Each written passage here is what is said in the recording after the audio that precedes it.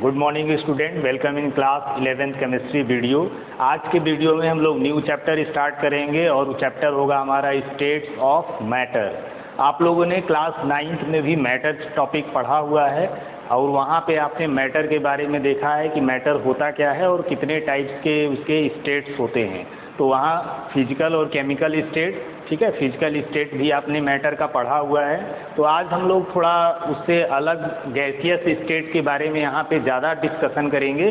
तो अपना डिस्कशन आगे कंटिन्यू करने से पहले एक बार थोड़ा सा 9th वाला पोर्शन जो मैटर का है उसको एक बार रिकॉल कर लेते हैं। तो वहाँ पे आपने मैटर के बारे में पढ़ा होगा कि मैटर क्या होता है। तो अगर मैटर को कहा जाए तो anything that occupies space and has मास। जो भी चीज़ें हमारे आसपास दिखती हैं उनमें मास होता है और वो कुछ न कुछ स्पेस ऑक्यूपाई करती हैं, तो उन सभी चीज़ों को हम मैटर के नाम से जानते हैं। तो अगर मैटर के बारे में कहा जाए कि मैटर क्या है, तो हम कह सकते हैं कि anything that occupies space and has मास। ठीक, तो ऐसी जो भी चीज़ें हैं जिनमें जो स्थान घेरती हैं, स्पेस ऑक्यूपाई करती हैं और जिनमें मास होता है, वज़न होता है, ऐसी सभी चीज़ों को हम लोग मैटर कहते हैं। केवल हमारे थॉट्स, फीलिंग्स, इन सब को छोड़ के, ठीक है, क्योंकि थॉट्स और फीलिंग्स उन सब का कोई मास नहीं हो सकता, मास हम मेज़र भी नहीं कर सकते, इसलिए उनको छोड़ के बाकी हमारे सराउंडिंग में जो भी चीज़ें हमें दिखाई देती हैं सब मैटर है। यानी सब में कुछ न कुछ मास होता है और सभी चीज़ें कुछ न कुछ स्पेस ज़रूर ऑक्यूपाई करती हैं, भले वो छोटा सा एटम ही क्यों ना हो। ठीक, तो इस तरह हमें मैटर के बारे में पता है। अब मैटर के फिजिकल स्टेट और केमिकल स्टेट, 2 स्टेट्स होते हैं। ठीक है, फिजिकल स्टेट, अगर स्टेट्स की बात करें तो फिजिकल और केमिकल 2 स्टेट्स हैं। ठीक है, केमिकल स्टेट के बारे में, फिजिकल स्टेट हम लोगों ने पढ़ा होगा सॉलिड, लिक्विड और गैस के बारे में। ठीक, तो ये फिजिकल स्टेट ऑफ मैटर हो गया। केमिकल स्टेट में आपको प्योर सब्सटेंस और एक इम्प्योर सब्सटेंस जिसको हम लोग मिक्सचर के नाम से भी जानते हैं। तो इस तरह प्योर सब्सटेंस और इम्प्योर सब्सटेंस या मिक्सचर, ये केमिकल स्टेट को डिवाइड किया गया है। इसका और भी आगे हम क्लासिफिकेशन कर सकते हैं। फिजिकल स्टेट में 2 स्टेट और जुड़े हुए हैं, नए स्टेट, जिसको हम लोग प्लाज्मा और बोस आइंस्टीन कंडेंसेट के नाम से जानते हैं। तो यहाँ पे यही 3 स्टेट मेन हैं जिनको हम यहाँ डिस्कस करेंगे। और आज का डिस्कशन हमारा होगा ये सॉलिड स्टेट की बात करें तो सॉलिड स्टेट आप लोग क्लास 12th में पढ़ेंगे। लिक्विड स्टेट आप लोग क्लास 11th में ही पढ़ेंगे, लेकिन उसको केमिस्ट्री में नहीं पढ़ के फिजिक्स में पढ़ेंगे। गैसियस स्टेट आप लोग को इस चैप्टर में पढ़ना है। ठीक है, तो ये आपको क्लास 12th में मिलेगा पढ़ने के लिए। 12th की केमिस्ट्री में पढ़ेंगे आप इसको। लिक्विड स्टेट आप क्लास 11th की फिजिक्स में पढ़ेंगे। ठीक, क्लास 11th की फिजिक्स में पढ़ेंगे। वहाँ पे मैकेनिक्स में आपको लिक्विड के बारे में पढ़ाया जाएगा। ठीक, और बाकी गैसियस स्टेट को आपको यहाँ पढ़ना है। यानी ये क्लास 11 के केमिस्ट्री में जो टॉपिक हमने आज स्टार्ट किया है स्टेट्स ऑफ मैटर, इसमें बेसिकली हम लोग गैसियस स्टेट की ही बात करेंगे। तो चलिए फिर आगे कंटिन्यू करते हैं कि ये गैसियस स्टेट क्या होता है और गैसियस स्टेट की कैसी फिनोमिना देखने को मिलती हैं, उन सब को हम लोग को यहाँ पे डिस्कशन करना है।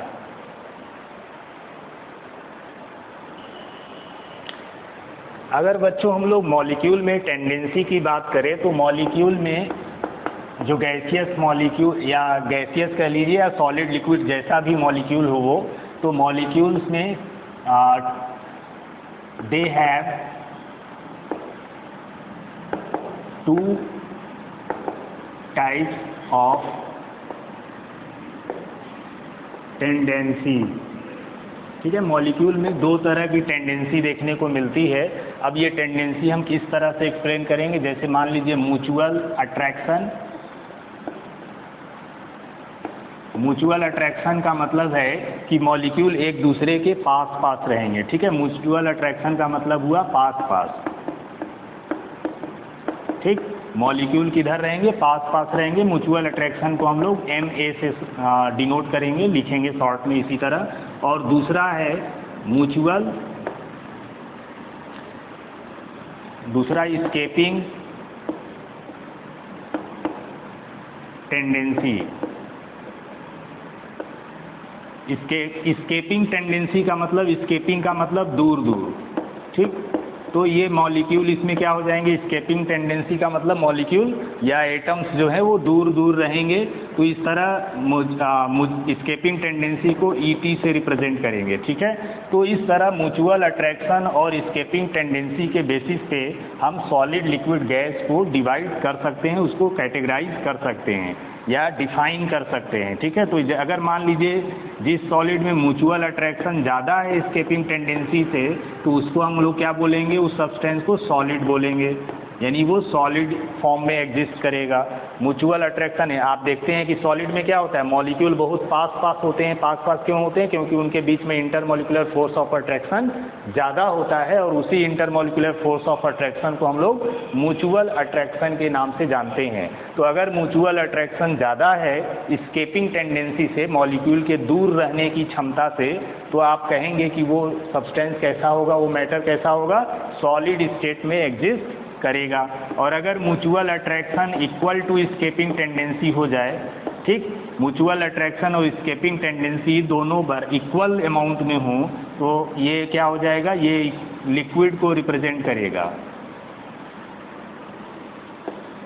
ठीक, लिक्विड स्टेट को रिप्रेजेंट करेगा। तो लिक्विड स्टेट में म्यूचुअल अट्रैक्शन स्केपिंग टेंडेंसी के इक्वल हो जाता है। उसके बाद अगर म्यूचुअल अट्रैक्शन स्केपिंग टेंडेंसी से छोटा हो जाए, यानी लेस देन स्केपिंग टेंडेंसी हो, तो वो सॉलिड वो मैटर कैसा होगा, वो गैसियस होगा, गैस फॉर्म में एग्जिस्ट करेगा, ठीक। तो वो गैसियस स्टेट को गैसियस स्टेट को बताएगा, ये लिक्विड स्टेट को बता रहा है और ये सॉलिड स्टेट को बता रहा है, ठीक। तो इस तरह म्यूचुअल अट्रैक्शन और स्केपिंग टेंडेंसी के बेसिस पे भी हम लोग सॉलिड, लिक्विड और गैस को डिफाइन कर सकते हैं। तो हमें यहाँ पे गैसियस स्टेट के बारे में डिस्कशन करना है। तो गैसियस स्टेट का जो सुटेबल कंडीशन है वो क्या होना चाहिए, गैसियस स्टेट अगर आपको अचीव करना है तो वहाँ पे प्रेशर और टेम्परेचर, दो चीज़ों का ध्यान रखना पड़ेगा। यानी प्रेशर क्या होना चाहिए, लो होना चाहिए, और टेम्परेचर हाई होना चाहिए। यानी गैसियस स्टेट के लिए सुटेबल कंडीशन है, प्रेशर क्या होगा, प्रेशर लो, ठीक, लो प्रेशर और हाई टेम्परेचर।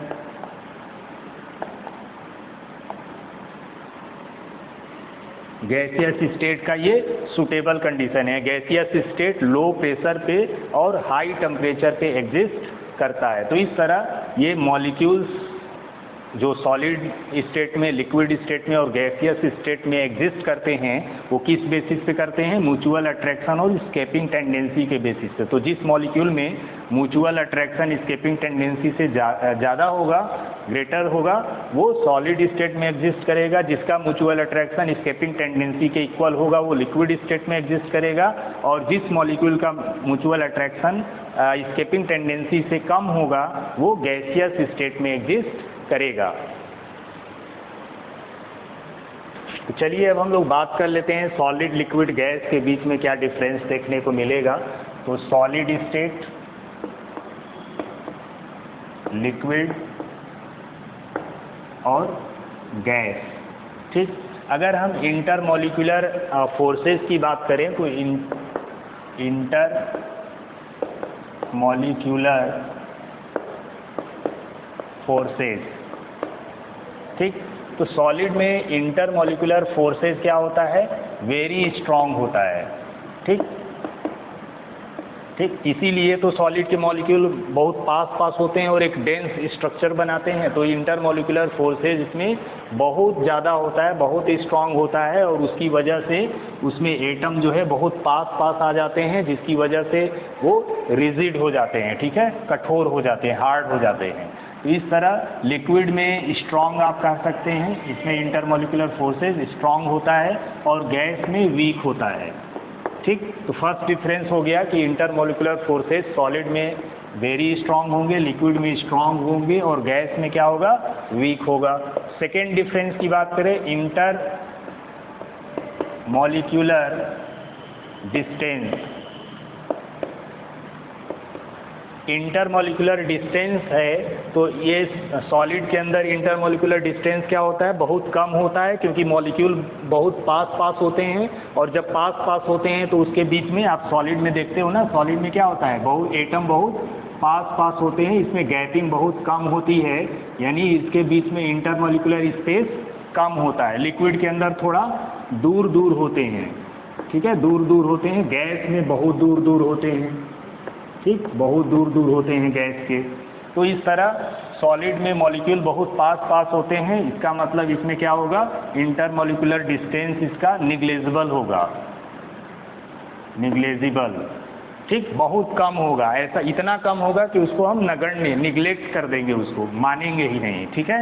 लिक्विड में जो इंटर न्यूक्लियर या इंटरमॉलिक्यूलर डिस्टेंस है वो कैसा होगा, तो इसके अंदर इंटर मॉलिक्यूलर डिस्टेंस लेस होगा, ठीक है, कम होगा, उससे लिक्विड गैस से कम होगा, और गैस में क्या होगा, सबसे ज़्यादा होगा, ठीक है। तो गैस में इंटरमॉलिक्यूलर स्पेस हाई होगा, ठीक। तो ये सेकेंड डिफरेंस हो गया। थर्ड डिफरेंस की अगर बात किया जाए तो थर्ड डिफरेंस शेप। सॉलिड का जो शेप होता है वो कैसा होता है, फिक्स्ड शेप होता है, ठीक है, एक रेगुलर शेप देखने को मिलेगा, यानी सॉलिड में मॉलिक्यूल एक फिक्स्ड स्ट्रक्चर बनाते हैं, तो आप कह सकते हो कि इसका शेप कैसा होगा, फिक्स्ड शेप। और लिक्विड के शेप की अगर हम बात करें तो लिक्विड का शेप कैसा है, नॉट फिक्स्ड, इसका कोई फिक्स्ड शेप नहीं होता, और न ही गैस का फिक्स्ड शेप होता है, ठीक। तो नॉट फिक्स्ड गैस का भी होगा। उसके बाद नेक्स्ट डिफरेंस है वॉल्यूम। अगर हम सॉलिड के वॉल्यूम की बात करें तो सॉलिड का वॉल्यूम क्या होगा, फिक्स्ड, यानी सॉलिड वो मैटर है जिसमें शेप और वॉल्यूम दोनों क्या होते हैं, फिक्स्ड होते हैं, आप यहाँ से भी डिफाइन कर सकते हो। और अगर लिक्विड के वॉल्यूम की वॉल्यूम कहा जाए तो लिक्विड का वॉल्यूम भी क्या होता है, फिक्स्ड होता है, यानी लिक्विड में वॉल्यूम फिक्स्ड होता है लेकिन उसका शेप फिक्स्ड नहीं होता। लिक्विड को जिस कंटेनर में रखोगे उस कंटेनर का शेप वो ले लेता है, ठीक है, यानी उसका कोई अपना शेप नहीं होता। लेकिन अगर सॉलिड को, जैसे सॉलिड में मान लीजिए आप ईंट को अगर बाल्टी में रखते हैं तो वो ईंट अपना शेप बनाए रखेगा, वो अपने शेप को नहीं डिस्ट्रॉय करेगा, ठीक है। तो सॉलिड का शेप फिक्स होता है, चाहे आप जिस कंटेनर में रखेंगे वो उस शेप में बना रहेगा, लेकिन लिक्विड का कोई शेप नहीं होता, इसलिए लिक्विड को हम जिस कंटेनर में रखते हैं उस कंटेनर का शेप वो ऑक्यूपाई कर लेता है। उसी तरह गैस का भी कोई शेप नहीं फिक्स्ड होता है, नॉट फिक्स्ड, ठीक। तो गैस का भी शेप, गैस का तो शेप और वॉल्यूम दोनों फिक्स नहीं है, तो इसका वॉल्यूम भी नॉट फिक्स्ड होगा, ठीक। अब एक और प्रॉपर्टी की बात कर ले, कंप्रेसिबिलिटी।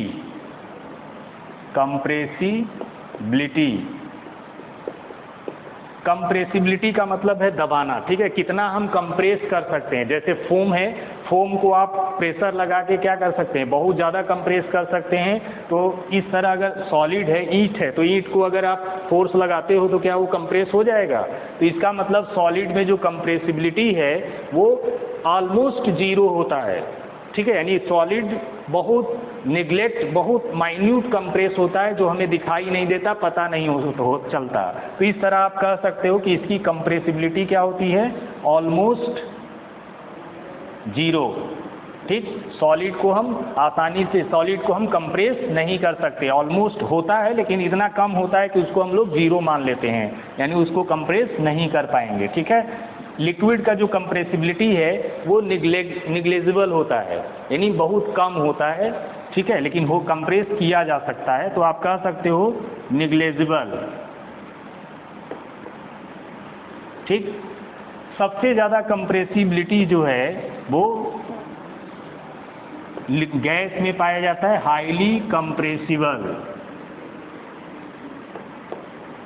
ठीक, सबसे ज़्यादा गैस को कंप्रेस किया जाता है क्योंकि गैस के मॉलिक्यूल बहुत दूर दूर होते हैं और दूर दूर मॉलिक्यूल होने की वजह से उसको आप आसानी से कंप्रेस कर सकते हो। जैसे गुब्बारे के अंदर अगर गैस हवा फिल कर लेते हो और उसको दबाओगे तो वो कंप्रेस हो जाता है। ठीक है, तो इस तरह ये डिफरेंस है सॉलिड, लिक्विड और गैस में। तो हमें गैसियस स्टेट को ही यहाँ पे डिस्कस करना है और इसी के लिए कुछ लॉज दिए गए होंगे, उन लॉज को डिस्कस करेंगे। पहले कुछ मेजरेबल प्रॉपर्टी देख लें गैस का कि कौन कौन सी मेजरेबल प्रॉपर्टी है, यानी गैस को हम किन किन टर्म्स में, किन किन यूनिट में मेज़र कर सकते हैं, उसको देख लें। फिर उसके बाद हम लोग गैस से रिलेटेड जो लॉज दिए गए हैं उन गैसियस लॉ को डिस्कस करेंगे। तो अब हम लोग को यहाँ डिस्कस करना है मेजरेबल प्रॉपर्टी ऑफ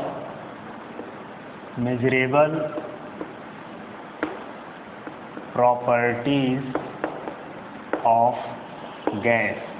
गैस को हम कैसे मेज़र कर सकते हैं उसको यहाँ डिस्कस करेंगे हम लोग। तो कौन कौन सी प्रॉपर्टी है जिनसे हम गैस को मेज़र कर सकते हैं, तो वो है मास, ठीक है, वॉल्यूम, प्रेशर, टेम्परेचर और डेंसिटी। ठीक, तो ये प्रॉपर्टी है जिनसे हम गैस को मेज़र करते हैं। तो एक एक करके इनको डिस्कस करेंगे कि कैसे हम इनसे मेज़र करते हैं। तो सबसे पहले हम लोग मास को डिस्कस करते हैं कि मास को कैसे हम मेज़र करेंगे। गैस का मास अगर निकालना हो तो किस तरह से हम यहाँ पे गैस का मास फाइंड आउट करेंगे। ठीक, तो सबसे पहले हमें क्या करना है, यहाँ पे एक हम कंटेनर लेते हैं, कंटेनर में गैस को फिल कर देंगे। ये कंटेनर कैसा है, एम्प्टी कंटेनर है, खाली कंटेनर है। ठीक है, इसमें कोई गैस नहीं भरा हुआ है। अब हम यहाँ पे दूसरा कंटेनर उसी साइज़ का लेते हैं। ठीक, जिस साइज़ का ये कंटेनर था उसी साइज़ का हम सेकेंड कंटेनर लेते हैं और ये कंटेनर में हमने गैस फिल कर दिया, यानी इसमें क्या है, गैस। ठीक, तो गैस फिल कर दिया, तो गैस फिल करने पर ये गैस मॉलिक्यूल आ जाएंगे और इसका वज़न हमें निकालना होगा। अगर मान लीजिए कि गैस का क्या मास है ये अगर हमें फाइंड आउट करना होगा, तो मान ये कंटेनर का मास W1 ग्राम है और गैस फिल करने के बाद जो कंटेनर का मास हो गया वो W2 ग्राम है। ठीक है, तो यहाँ से अगर आपको गैस का मास निकालना है तो आप मास ऑफ गैस क्या हो जाएगा, W2 minus W1।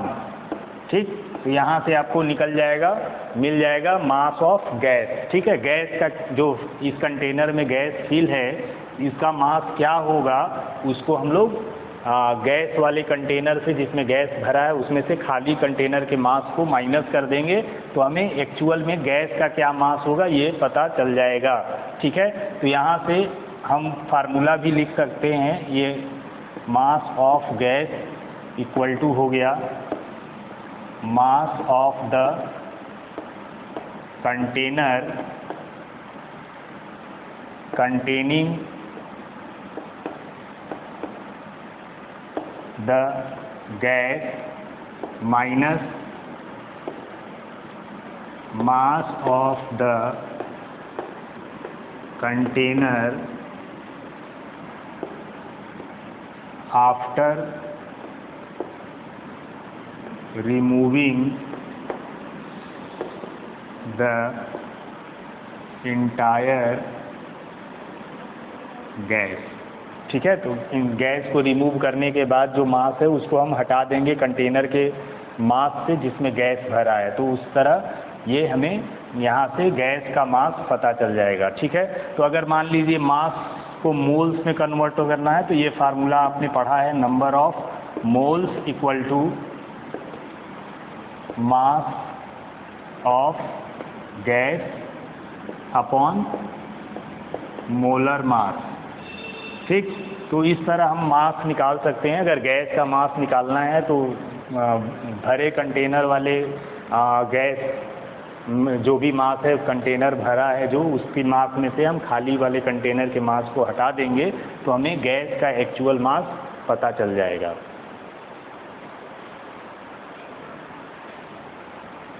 Second measurable property है बच्चों वॉल्यूम। ठीक है, तो सेकेंड हम लोग पढ़ेंगे वॉल्यूम ऑफ गैस, यानी गैस का वॉल्यूम कैसे मेज़र किया जाता है उसके बारे में हम लोग यहाँ जानेंगे। तो आप जानते हैं कि गैस के वॉल्यूम को हम लोग किस में मेज़र करते हैं, इन लीटर में।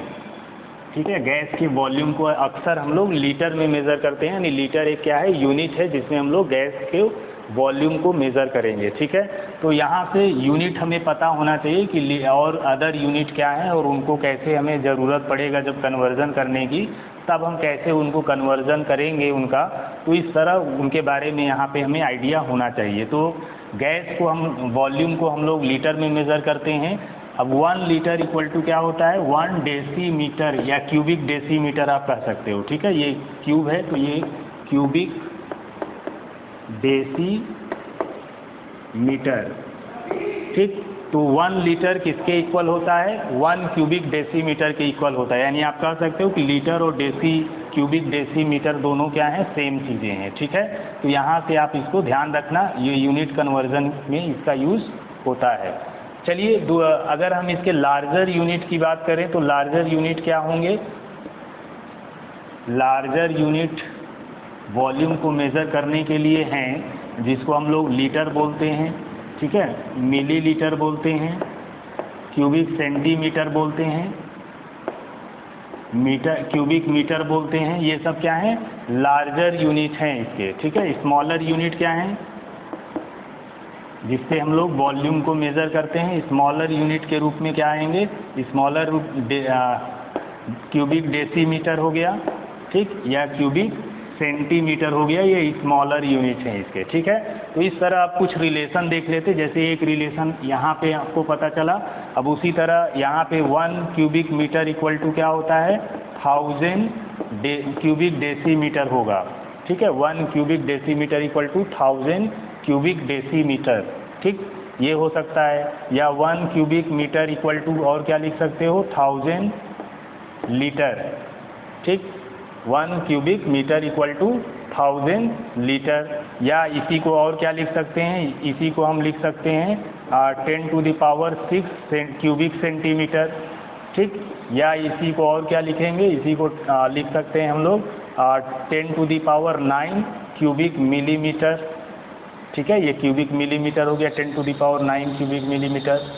तो इस तरह से हम इसको लिख सकते हैं। उसी तरह और भी इसके यूनिट होंगे, जैसे 1 ml इक्वल टू क्या हो गया, 1 ml equal to 1 cubic centimetre.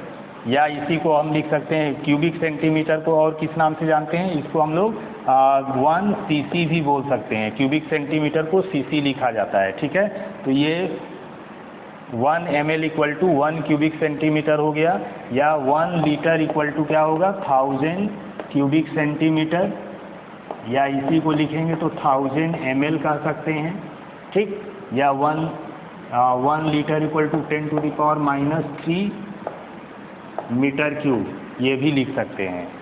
ठीक है, तो ये आपका यूनिट हो गया और इस तरह ये कुछ रिलेशन हो गया यूनिट के बीच में, और इनका यूज़ करके आप न्यूमेरिकल में जैसा आपको चेंजेस करने की ज़रूरत होगा लीटर मीटर की सेंटीमीटर क्यूब में चेंज करने के लिए, तो आप इसका यूज़ कर सकते हो। ये जो फार्मूला यहाँ हमने लिखा है, इसी फार्मूला को यहाँ पे भी 10 टू द पावर -3 के रूप में लीटर इक्वल टू, इसको इधर ले आओगे तो 10 to the power -3 cubic metre हो जाएगा। तो ये वॉल्यूम को कन्वर्ट करने के यूनिट्स हो गए। अब हम लोग नेक्स्ट मेजरेबल प्रॉपर्टी की बात करेंगे, प्रेशर के बारे में। नेक्स्ट मेजरेबल प्रॉपर्टी है टेम्परेचर। अब ये क्या करता है, determines the direction of heat flow. ये हीट फ्लो के डायरेक्शन को डिटरमाइन करता है, यानी एक ऐसी प्रॉपर्टी है जो determines the direction of heat flow. ठीक, हीट के डायरेक्शन को बताता है कि हीट किधर से किधर की तरफ फ्लो होगा, ये टेम्परेचर से पता चलता है। इसकी जो यूनिट है एसआई यूनिट अगर बात किया जाए तो एसआई यूनिट क्या है? केल्विन, ठीक, जिसको के से लिखते हैं, ये एसआई यूनिट है। डिग्री सेल्सियस में भी इसको मेज़र करते हैं, डिग्री सेल्सियस, ठीक है। डिग्री सेल्सियस को इस तरह लिखेंगे, डिग्री सेल्सियस में भी इसको मेज़र किया जाता है। तो इसमें रिलेशन क्या है? अगर मान लीजिए कोई टेम्परेचर केल्विन में है और उसको आपको कोई टेम्परेचर डिग्री सेल्सियस में है और उसको केल्विन में चेंज करना है, ये डिग्री सेल्सियस में क्या करेंगे? 273 प्लस कर देंगे तो वो केल्विन में चेंज हो जाएगा, ठीक है। अगर कोई टेम्परेचर आपको डिग्री सेल्सियस में दिया है, जैसे अगर मान लीजिए 25 डिग्री सेल्सियस को अगर केल्विन में चेंज करना हो तो क्या हो जाएगा? ये 25 में 273 प्लस कर देंगे, जो आएगा वो केल्विन में लिखा जाएगा, ठीक है। तो इस तरह केल्विन में टेम्परेचर को चेंज करने के लिए डिग्री सेल्सियस टेम्परेचर में 273 प्लस कर देते हैं। और नेक्स्ट रिलेशन अगर देखें C/5 = F - 32/9, ठीक, ये रिलेशन भी आप यूज कर सकते हो कन्वर्जन के लिए। जैसे ये C क्या है? सेल्सियस को बता रहा है, C फॉर सेल्सियस, ठीक है, ये सेल्सियस को बता रहा है, ये फ़ारेनहाइट को बता रहा है। F क्या बता रहा है? फ़ारेनहाइट,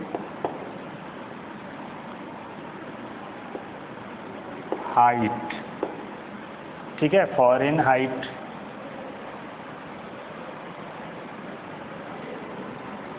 ये फ़ारेनहाइट टेम्परेचर को बता रहा है। तो इस तरह सेल्सियस से फ़ारेनहाइट में और फ़ारेनहाइट से सेल्सियस में आप इस फार्मूला का यूज करके कन्वर्जन कर सकते हैं।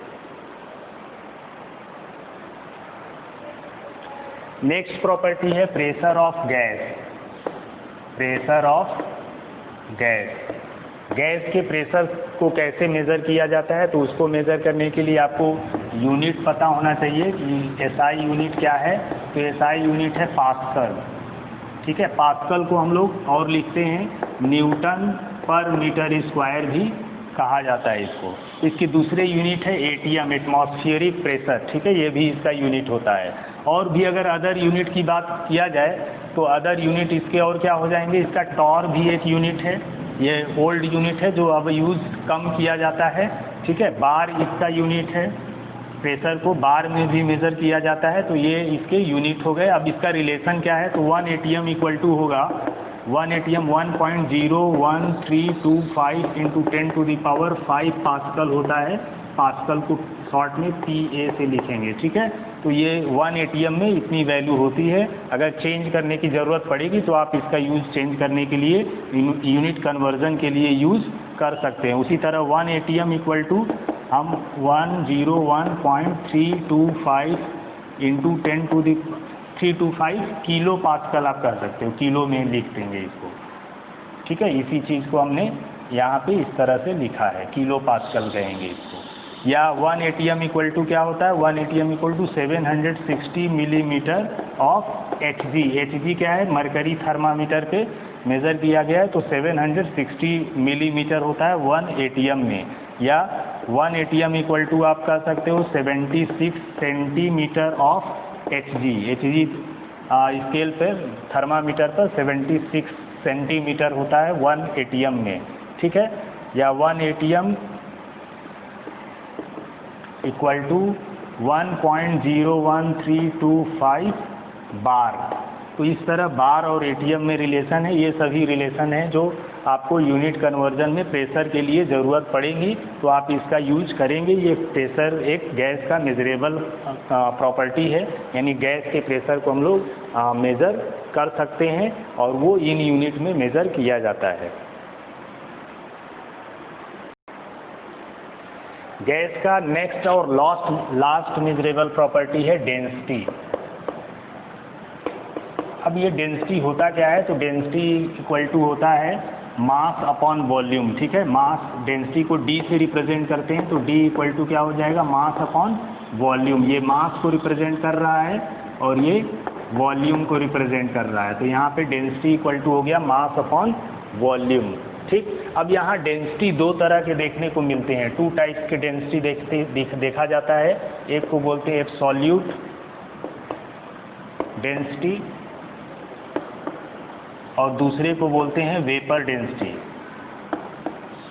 वेपर डेंसिटी, वेपर डेंसिटी एक तरह का रेशियो है, ठीक है। वेपर डेंसिटी निकाला कैसे जाता है, तो वेपर डेंसिटी को हम लोग VD से लिखेंगे शॉर्ट में। तो वेपर डेंसिटी इक्वल टू क्या हो जाएगा, मॉलिक्यूलर मास अपॉन 2, ठीक। मॉलिक्यूलर मास को 2 से डिवाइड कर देंगे तो ये वेपर डेंसिटी निकल आता है यहाँ से। वेपर डेंसिटी एक रिलेशन को रिप्रेजेंट कर रहा है, रेशियो को रिप्रेजेंट कर रहा है, तो इसलिए इसका कोई यूनिट नहीं होता है। तो इट हैज़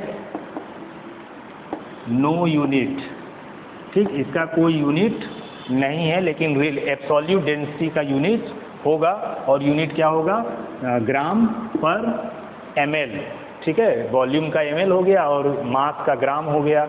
एब्सोल्यूट डेंसिटी को कैसे निकालेंगे, तो एब्सोल्यूट डेंसिटी इक्वल टू होता है PM अपॉन RT, ठीक। PM क्या आप पढ़े होंगे यहाँ पे, PV इक्वल टू nRT, ये रिलेशन पढ़े होंगे, और इसी रिलेशन से ये यहाँ बनाया गया है इसको। तो डेंसिटी हम लोग जो एब्सोल्यूट डेंसिटी फाइंड आउट करते हैं वो कैसे फाइंड आउट करते हैं, P क्या बता रहा है यहाँ, प्रेशर को रिप्रेजेंट कर रहा है, M मास को रिप्रेजेंट कर रहा है, और R गैस कांस्टेंट को रिप्रेजेंट कर रहा है, ठीक है। गैस कांस्टेंट की वैल्यू R इक्वल टू कितनी होती है, ये गैस कांस्टेंट की वैल्यू आगे आपको पढ़ाया जाएगा, 0.0821 ATM लीटर पर मोल या पर केल्विन पर मोल, ये इसका यूनिट होगा। तो ये वैल्यू है, इस वैल्यू का हम लोग आगे यूज कर सकते हैं R का न्यूमेरिकल में, ठीक है। T क्या है यहाँ पे, टेम्परेचर को रिप्रेजेंट कर रहा है। तो इस तरह से हम एब्सोल्यूट डेंसिटी को फाइंड आउट करते हैं। ये आपका वेपर डेंसिटी है। तो 2 टाइप्स के डेंसिटी गैस के देखने को मिलते हैं, absolute density and vapour density. तो यहाँ पे PV इक्वल टू nRT हमने लिखा था, N की जगह पे आप क्या लिख सकते हो, मास अपॉन मोलर मास, ठीक है। और वहाँ से ये रिलेशन बनाया गया, तो आपको इस रिलेशन को अभी आगे पढ़ना है, जब हम वहाँ रियल गैस और ये आइडियल गैस ये सब बताएंगे तो वहाँ पे इसको डिस्कस करेंगे। तो ये एब्सोल्यूट डेंसिटी इससे निकलेगा और ये वेपर डेंसिटी। तो इस तरह ये आपके मेजरेबल प्रॉपर्टी थे गैस के। पहला मेजरेबल प्रॉपर्टी हमने बताया आपको मास के बारे में, फिर वॉल्यूम के बारे में, ठीक। फिर उसके बाद टेम्परेचर, प्रेशर एंड लास्ट में डेंसिटी। तो इस वीडियो में हम लोगों ने गैसियस स्टेट में उसके मेजरेबल प्रॉपर्टी को देखा, और भी हम लोग उसके बारे में, उसकी अदर प्रॉपर्टी के बारे में पढ़े हैं। अब हम लोग नेक्स्ट वीडियो में इस चैप्टर को आगे कंटिन्यू करते रहेंगे। Thank you.